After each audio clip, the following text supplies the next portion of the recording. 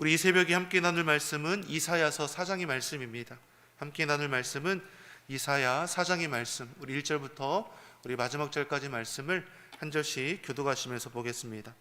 이사야 4장 1절에서 6절의 말씀을 한 절씩 교독하시면서 보겠습니다. 4장 1절의 말씀을 제가 먼저 보겠습니다. 그날에 7 여자가 한 남자를 붙잡고 말하기를 우리가 우리 떡을 먹으며 우리 옷을 입으리니 오직 당신의 이름으로 우리를 칭하게 하여 우리로 수치를 면케하라 하리라. 그날에 여호와의 싹이 아름답고 영화로울 것이요 그 땅의 소사는 이스라엘의 피난자를 위하여 영화롭고 아름다울 것이며 시온에 남아있는 자, 예루살렘에 머물러 있는 자, 곧 예루살렘에 있어 생존자 중 농명된 모든 사람은 거룩하다 칭함을 얻으리니 이는 주께서 그 심판하는 영과 소멸하는 영으로 시온의 딸들의 더러움을 씻으시며 예루살렘의 피를 그 중에서 청결케 하실 때가 됨이라. 여호와께서 그 거하시는 온 시온산과 모든 지폐 위에 낮이면 구름과 연기, 밤이면 화염의 빛을 만드시고 그 모든 영광 위에 천막을 덮으실 것이며 또 천막이 있어서 낮에는 더위를 피하는 그늘을 지으며 또 풍우를 피하여 숨는 곳이 되리라. 아멘. 할렐루야. 우리 하나님의 은혜와 평강이 우리 새벽을 깨어 예배하시는 우리 성도님들의 심령과 가정에 충만하기를 간절히 소망합니다. 추워진 날씨에도 강건하시고 우리 어려움 가운데서도 주의 믿음으로 우리 코로나19를 잘 이겨내고 또 극복할 수 있기를 다시 한번 소망합니다. 이사야서의 말씀을 통해서 우리가 무엇을 보게 됩니까? 그날에 하나님께서 심판하실 것을 예고하시죠. 구체적으로 이들에게 어떤 심판이 임하게 되는가? 우리 앞장에서 보니까 제일 먼저 저들이 의지하던 것, 먹는 양식들, 또 의지하던 마시는 물들, 그 모든 것이 제하여질 것을 먼저 말씀하시고 그 다음에 어떻습니까? 사회를 구성하던 모든 분야에서 영향력을 행사하던 지도층, 리더들도 다 제하여지게 되는 것을 예고하시죠. 그로 인해서 이 사회가 어떻게 되겠습니까? 윤리 도덕이 무너지게 되는 것이고 또 억압받는 사회가 되는 것이고 대립과 갈등, 무분별한 죄악들이 난무하는 시대가 되어버리고 말 것임을 계속해서 우리에게 예고해 주는 것입니다.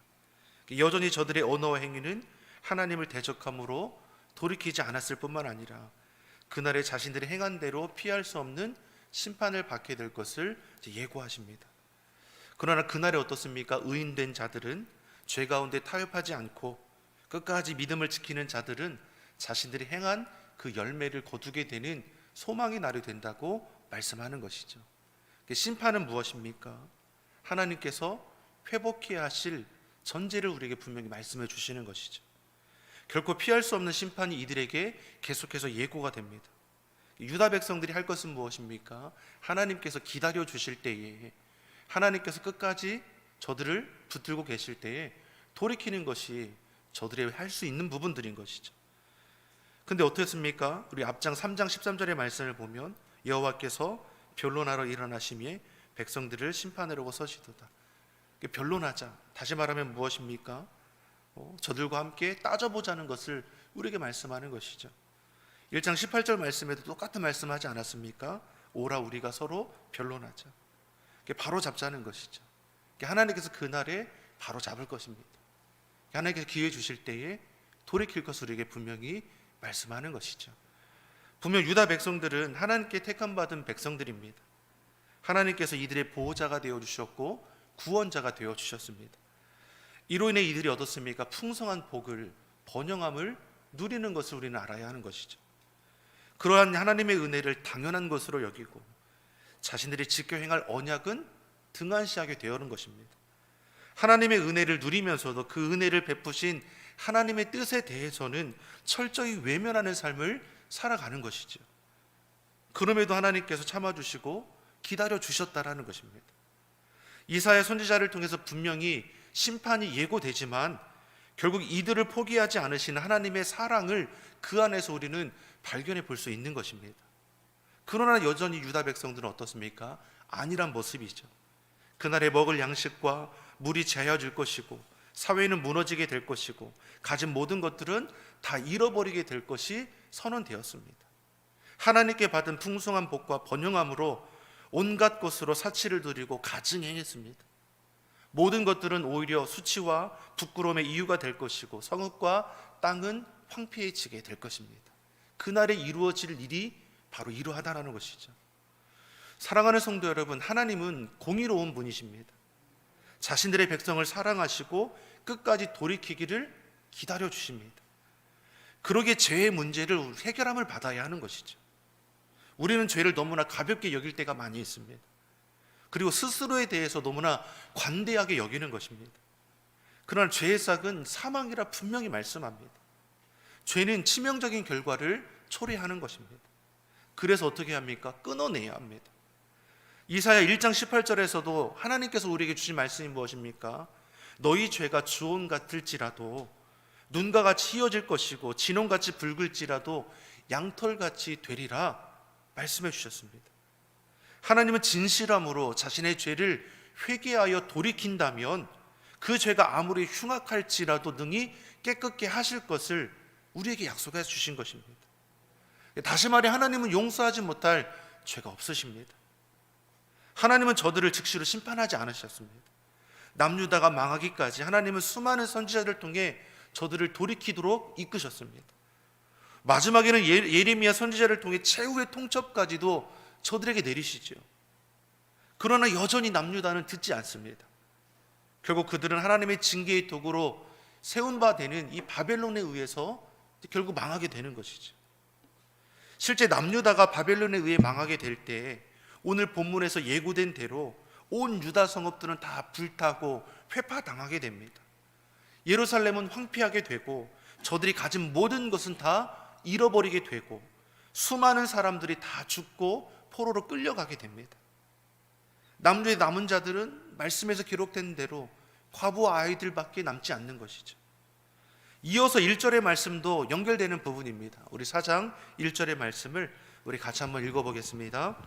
그날에 일곱 여자가 한 남자를 붙잡고 말하기를 우리가 우리 떡을 먹으며 우리 옷을 입으리니 오직 당신의 이름으로 우리를 칭하게 하여 우리로 수치를 면케 하라 하리라. 아멘. 그날에 7 여자가 한 남자를 붙잡는다는 것이 무슨 말입니까? 바벨론을 위해서 망하게 되죠. 많은 사람이 죽게 됩니다.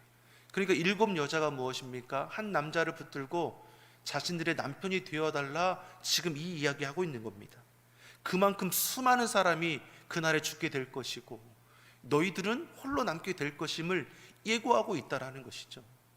그러니 너희가 돌이켜야 하지 않겠느냐. 임박한 심판이 예고되어 있음에도 불구하고 여전히 깨우치지 못하는 저들의 그 완악함이 얼마나 우리들이 보기에도 속상한 모습이지 않습니까? 당시 여자가 결혼하지 않고 자식도 없고 남편도 없이 살아간다는 것은 굉장히 수치스러운 일이죠. 지금은 그렇지 않습니다.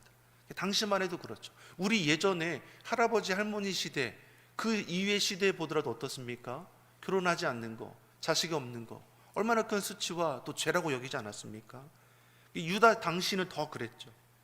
그러니 1절 하반절에 7 여자가 한 남자에게 뭘 요청합니까? 먹고 사는 문제들은 어떻게든 우리가 해결해 볼 테니까 다만 남편이라고 부를 수 있도록 명목상 남편이 되어달라. 가문을 이어가야 하기 때문에 지금 이런 일들이 일어나게 된다는 것입니다. 그러면 하나님께서 심판하는 것으로 모든 것이 끝내는 것이냐? 그렇지 않죠. 하나님께서 심판을 예고하셨으니까 너희들은 이날에 끝나는 걸로 모든 것이 맞춰지느냐? 그렇지 않다는 겁니다. 선지자를 통해서 심판을 예고하실 때는 꼭 이어서 주시는 말씀이 있습니다. 바로 회복해 하신다는 말씀입니다. 남은 자들, 하나님의 약속의 말씀을 소망하며 믿음 지켜 행하는 자들, 돌이키는 자들에게 하나님께서는 심판 이후의 회복을 분명히 예고해 주신다는 것이죠. 2절의 말씀을 같이 한번 보겠습니다. 2절의 말씀 같이 읽어보겠습니다. 그날에 여호와의 싹이 아름답고 영화로울 것이요 그 땅의 소사는 이스라엘의 피난한 자를 위하여 영화롭고 아름다울 것이며. 여호와의 싹은 아름답고 영화로울 것이며. 여기서 여호와의 싹은 이사야 이후에도 이제 이사야서의 말씀을 보면 이새의 싹이라고도 또 표현되는 이 말이 나오죠. 여기서 여호와의 싹은 무엇입니까? 오실 메시아를 지칭하는 겁니다. 즉 이사야 선지자는 궁극적으로 장차 오실 메시아로 인한 완전한 회복까지도 우리에게 말씀해 주는 것이죠. 이사야서의 말씀을 보면 어떻습니까? 남유다 북이스라엘의 심판만이 아니라 나아가 이 땅에 오실 메시아, 더 나아가 예수님의 재림과 종말까지도 담고 있는 그 말씀이라는 것을 우리가 볼 수 있죠. 물론 당시의 배경으로 보면 바벨론의 포로로 끌려가고 그 어떠한 소망을 가질 수 없는 상태임에도 다시 싹이 피어나 아름다워지는 것처럼 하나님께서 어떻습니까? 바벨론 포로 70년이 맞춰질 때는 온전히 회복하게 하는 것을 보게 하신다는 것이죠. 가까이에는 심판 후의 회복을 분명히 말씀하는 것이고, 더 나아가서는 무엇입니까? 오실 메시아, 다시 오실 재림주, 마지막 때까지도 하나님께서는 오늘 우리로 알게 하시는 것이죠. 3절의 말씀도 한번 같이 보겠습니다. 3절의 말씀 같이 한번 읽어보겠습니다. 시온에 남아있는 자, 예루살렘에 머물러 있는 자, 곧 예루살렘에 있어 생존한 중 농명된 모든 사람은 거룩하다 칭함을 얻을 것이니. 아멘. 즉 하나님의 심판은 무엇입니까? 백성들을 멸망케 하는 데 있는 것이 아니라 도리어 이들을 온전케 하기 위함인 하나의 과정이라고 우리에게 말씀하는 것이죠. 분명 1장 말씀에서도 남은 자들에 대해서 분명히 말씀했습니다. 그리고 오늘 보면 3절에서는 더 구체적으로 우리에게 설명해 주고 계시죠. 시온에 남아있는 자, 예루살렘에 머물러 있는 생존자 중에 농명된 자, 기록되는 자들이죠. 이들을 거룩하다 일컬음을 받게 될 거라고 우리에게 말씀합니다.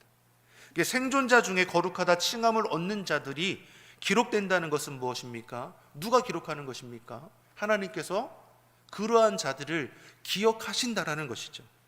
어떠한 자들입니까? 하나님 앞에 그 말과 행실이 거룩한 자. 이스라엘 백성들이 심판이 예고되는 그 이유가 무엇입니까? 1장의 말씀을 보니까 저들이 하나님 앞에 행하는 말과 행실이 하나님을 떠났다라고 했죠. 폐악하다라고 했습니다. 근데 반대로 어떻습니까? 오늘 본문의 남은 자들은 하나님 앞에 그 말과 행실이 거룩한 자들인 것이고, 그날에 이들은 주의 백성이 거룩한 옷을 입고 즐거이 주님 앞에 나아가는 복된 회복의 날이 되는 것이죠. 사랑하는 성도 여러분, 심판을 우리가 두려워하지 않을 이유가 무엇입니까? 믿는 저와 여러분은 그날이 소망의 날이 되기 때문입니다. 분명히 코로나19라는 어려움이 우리의 삶을 힘겹게 하지만, 그럼에도 우리가 하나님을 향한 믿음을 굳건히 지켜 나아가고, 그럼에도 하나님의 앞에 우리의 말과 행실이 거룩하게 구별되기 힘써 나아가면 이 어려움의 환경이 지나갔을 때 하나님께서는 소망 가운데 놀랍게 회복시키실 것을 보게 하신다는 것이죠.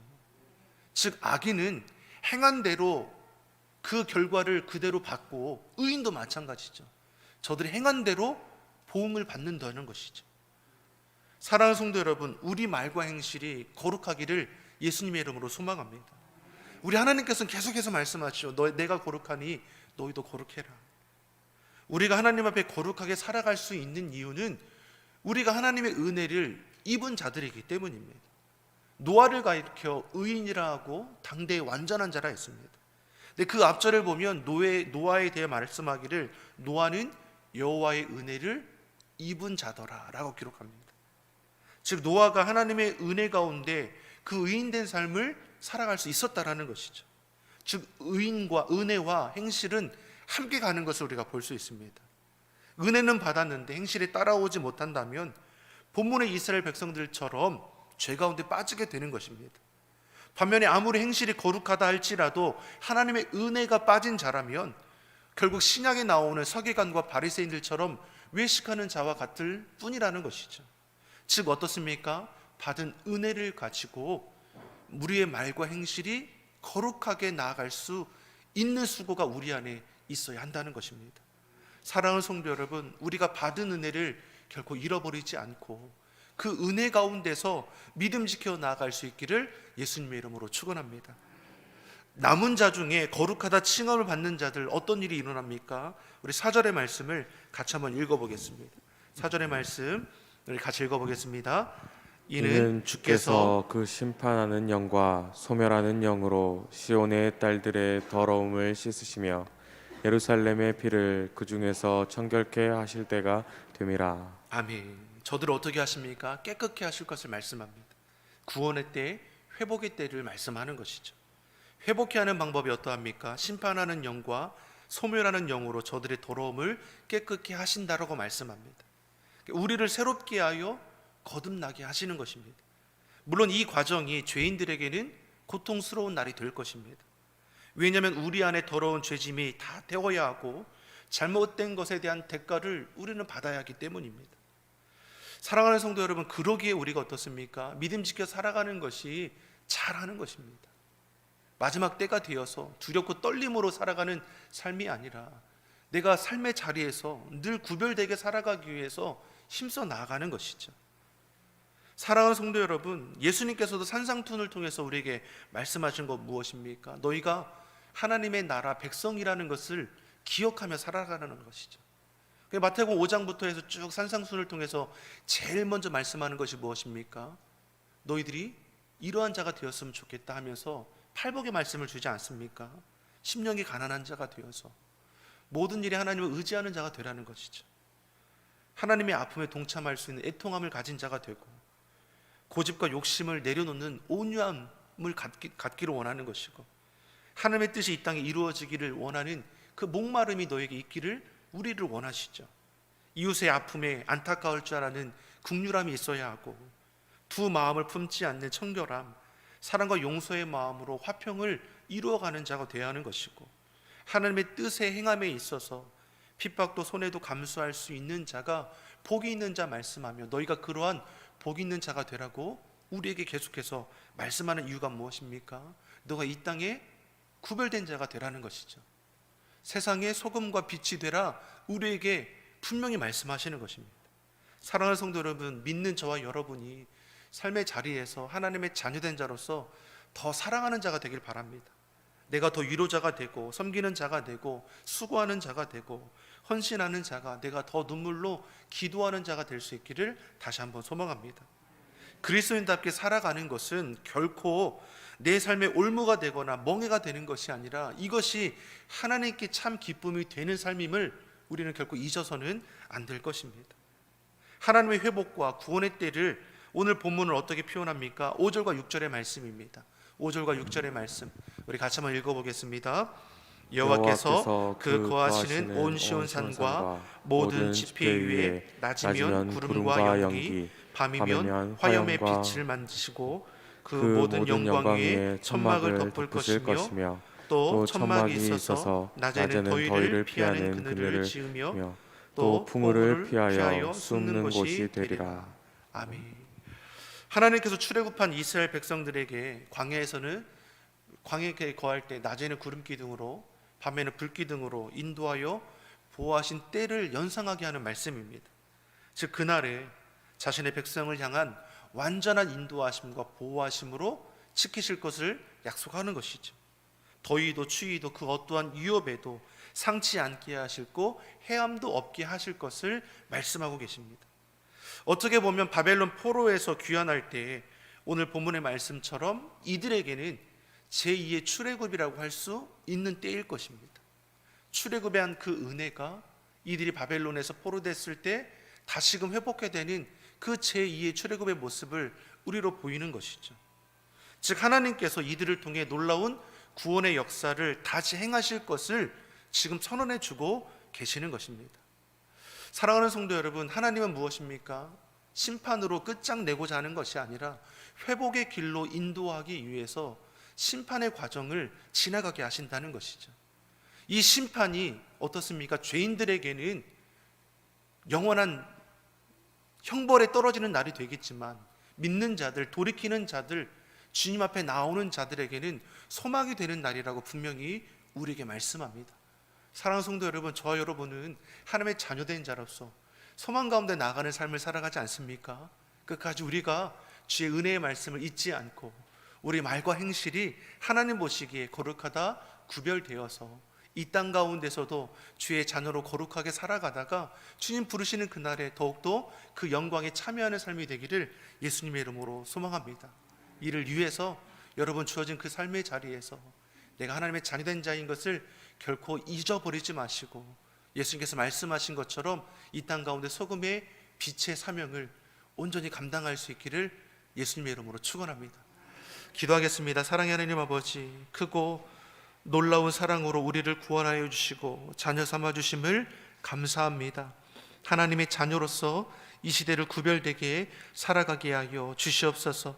날마다 우리 속에 정한 마음을 창조하시고 정직한 영을 새롭게 하여 주시옵소서. 우리의 고집, 욕심, 세상 가치에 미어있는 허탄한 길을 걸어가고 있다면 우리가 그것을 돌이키게 하셔서 주님의 은혜를 알아 선한 행실을 통해서 이 땅 가운데 빛과 소금의 역할을 등이 감당하는 삶의 자리가 다 되게 하여 주시옵소서. 2022년 하나님의 말씀을 가까이 하게 하시고 주의 말씀을 지켜 행함으로 열매 맺는 복된 이 한 해가 되게 하여 주시옵소서. 감사드리며 예수님의 이름으로 기도드립니다. 아멘.